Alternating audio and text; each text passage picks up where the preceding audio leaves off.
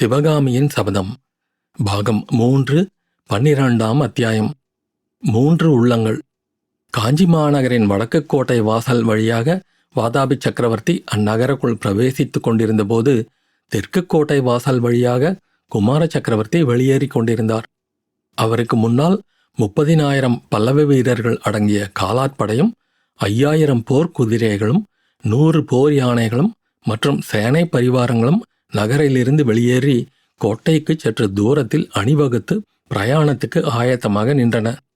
இடிந்து தகர்ந்து பாதி தூர்ந்து போயிருந்த அகழியின் மேல் அவசரமாக அமைத்த பாலத்தின் மீது கண்ணபிரான் ஓட்டிய ரதம் விரைந்து சென்றபோது அதன் சக்கரங்கள் கடகட சடசடவென்று சப்தம் செய்தன.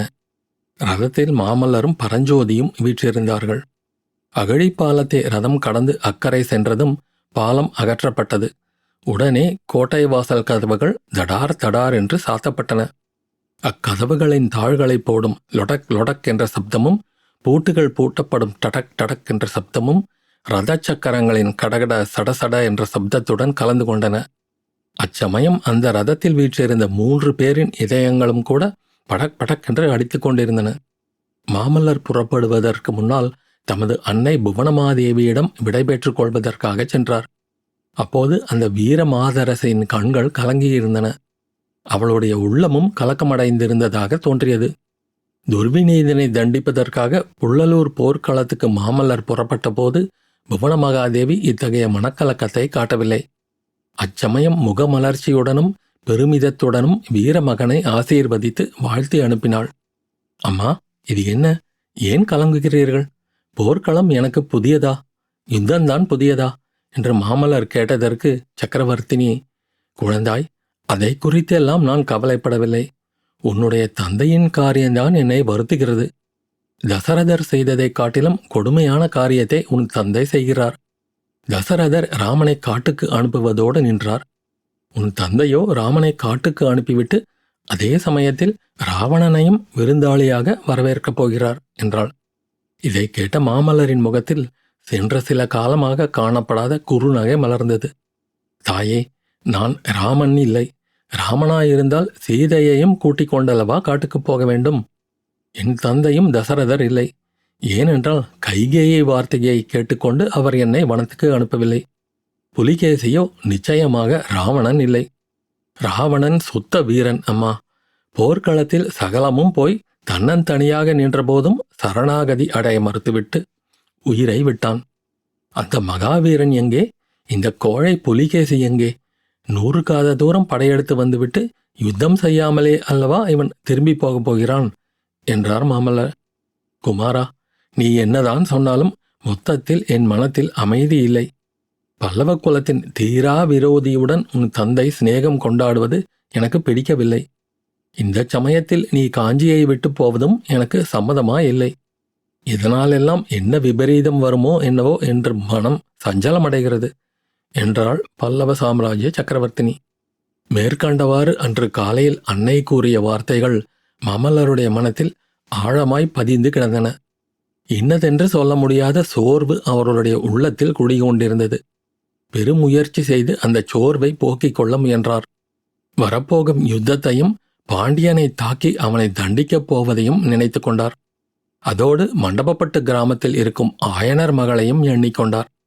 தாம் போகின்ற மார்க்கத்தை விட்டு கொஞ்சம் விலகிச் சென்றால் சிவகாமியை பார்த்துவிட்டு போகலாம். ஆனால் அது உசிதமாகாது என்று அவருடைய மனமே சொல்லிற்று.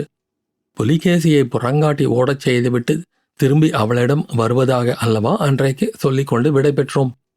பாண்டியனையாவது போர்க்களத்தில் புறங்கண்ட பிறகுதான் சிவகாமியை சந்திக்க வேண்டும்.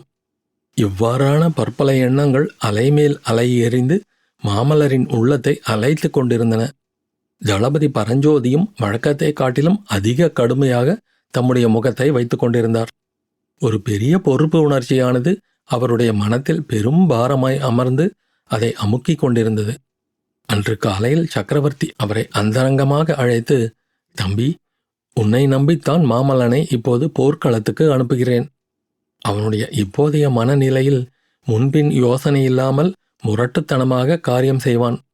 அவனுக்கு யாதோர் அபாயமும் நேரிடாமல் நீதான் பார்த்து கொள்ள வேணும். இந்த புராதன பல்லவ குலம் நீடிப்பதற்கு அவன் ஒருவன்தான் இருக்கிறான். தளபதி, பாண்டிய நாட்டு மறவர்கள் மகாவீரர்கள். அவர்களையும் கங்க நாட்டார்கள் என்று நினைத்து விடாதே. எளிதாக அவர்களை புறங்காண முடியாது. ஆகையால் சர்வ ஜாக்கிரதையாகவே நீ இந்த யுத்தத்தை நடத்த வேணும் என்று சொன்னார். மீண்டும் அவர், மாமல்லனை நீ போர்க்களத்தில் வேல்கள் அம்புகளிடமிருந்து மட்டும் காப்பாற்றினால் போதாது என்று கூறிவிட்டு மர்மமான புன்னகையுடன், மண்டபப்பட்டு கிராமத்தில் இருக்கிறாளே சிற்பியின் மகள் சிவகாமி, அவளுடைய கண்ணாகிய கூரிய அம்பிலிருந்தும் காப்பாற்ற வேண்டும் தெரிகிறதா? முன்தடவை துர்விநீதனை தொடர்ந்து போனபோது ஏற்பட்டதைப் போல் இந்த தடவை ஏற்பட்டுவிடக்கூடாது. போகும் காரியத்தை முடித்துவிட்டு நேரே காஞ்சிக்கு திரும்பி வந்து சேர வேண்டும் என்றார். பரஞ்சோதி விடை பெற்று கொண்டு புறப்பட யத்தனித்த போது கடைசியாக சக்கரவர்த்தி அவரை மறுபடியும் அருகில் அழைத்து, தளபதி, நான் மண்டபப்பட்டு கிராமத்தை பற்றி சொன்னது திருவெண்காட்டுக்கு பொருந்தாது. பாண்டியனை துரத்தி அடித்த பிறகு உனக்கு விருப்பமாயிருந்தால் திருவெண்காட்டுக்கு சென்று உன் தாயாரையும் மாமனையும் பார்த்துவிட்டு வா என்று அருமையுடன் கூறினார். சக்கரவர்த்தி கூறிய ஒவ்வொரு விஷயமும் பரஞ்சோதியின் பொறுப்பு உணர்ச்சியை அதிகப்படுத்துவதாகவே இருந்தது. ஆஹா, மகேந்திர பல்லவர் எப்பேற்பட்ட அபூர்வமான மனிதர்! அவருடைய அன்பையும் நம்பிக்கையையும் இவ்வளவு தூரம் பெறுவதற்கு தான் என்ன பாக்கியம் செய்திருக்க வேண்டும். ஆனால் அவ்வளவு அன்புக்கும் நம்பிக்கைக்கும் தான் பாத்திரமாக வேண்டுமே. மாமல்லரை பத்திரமாய் காஞ்சிக்கு கொண்டு வந்து சேர்க்க வேண்டுமே. திருவெண்காட்டுக்கு போய்விட்டு வா என்று சக்கரவர்த்தி கூறியது அவருடைய பெருந்தன்மைக்கு உகந்தது. ஆனால் அதற்கு இந்த சந்தர்ப்பம் தகுதியானதா? தன்னை இத்தகைய போர்க்கோலத்திலே பார்த்தால் தாயும் மாமனும் என்ன நினைப்பார்கள்? உமையாள் ஏற்கனவே நாணம் அதிகம் உள்ளவள். தன்னை அணுகுவதற்கே இப்போது பயப்படுவாளோ என்னமோ. இவ்வாறெல்லாம் தளபதி பரஞ்சோதி எண்ணமிட்டு கொண்டு இருந்தார். ரதத்தின் முனையில் அமர்ந்திருந்த கண்ணபிரானுடைய மனக்கண்ணின் முன்னால் அடிக்கடி ஒரு காட்சி வந்து கொண்டிருந்தது. விடைபெற்று கொள்ள வேண்டிய சமயம் வந்தபோது கண்ணபிரான் தன் 8 மாத குழந்தையின் முகத்தோடு முகம் வைத்து, போய் வரட்டுமா கண்ணே என்று கொஞ்சினான். அந்த குழந்தை அர்த்தம் ஒன்றுமில்லாமலும் அகாரணமாகவும் புன்னகை புரிந்ததுடன் தன் 2 இளந்தளிர் கரங்களையும் நீட்டி கண்ணபிரானுடைய நீண்ட 2 காதுகளையும் பிடித்து கொண்டது. மேற்படி நினைவு வந்த போதெல்லாம் குழந்தையின் தளிர்கரங்கள் அவன் காதை பிடித்த இடங்களில் அவனுக்கு என்னவோ செய்தது. மறுபடியும் அந்த மதுரமான ஸ்பரிச இன்பத்தை எப்போது அடையப் போகிறோமோ என்று அவன் மனம் ஏங்கிற்று. அதோடு கடைசியாக அவன் புறப்பட்டபோது கமலி கூறிய மொழிகளும் அவனுக்கு அடிக்கடி நினைவு வந்து கொண்டிருந்தன. முன்னெல்லாம் யுத்தத்துக்கு எப்போது புறப்படுகிறாய் என்று கேட்டுக்கொண்டிருந்தவள் கண்ணபிரான் உண்மையாக புறப்படும் சமயம் வந்தபோது, கண்ணா, மகேந்திர பல்லவருக்கு இப்படி ஏன் புத்தி கெட்டுப் போய்விட்டது? வாதாபி சக்கரவர்த்தியை விருந்தாளியாக வரவேற்பதாம், பாண்டிய ராஜாவோடு சண்டை போடுவதற்கு மாமல்லரை அனுப்புவதாம். என் மனம் ஏனோ தத்தளிக்கிறது கண்ணா. எது எப்படியானாலும் என் தங்கை சிவகாமியை மறந்துவிடாதே. மாமல்லருக்கு நினைவூட்டு என்றாள். இவ்விதமாக அந்த ரதத்தில் இருந்த 3 பேருடைய உள்ளங்களும் வெவ்வேறு சிந்தனைகளில் ஆழ்ந்த போதிலும் பதைபதைப்பிலும் பரபரப்பிலும் வருங்காலத்தில் என்ன நேருமோ என்ற கவலையிலும் ஒன்றுபட்டிருந்தன.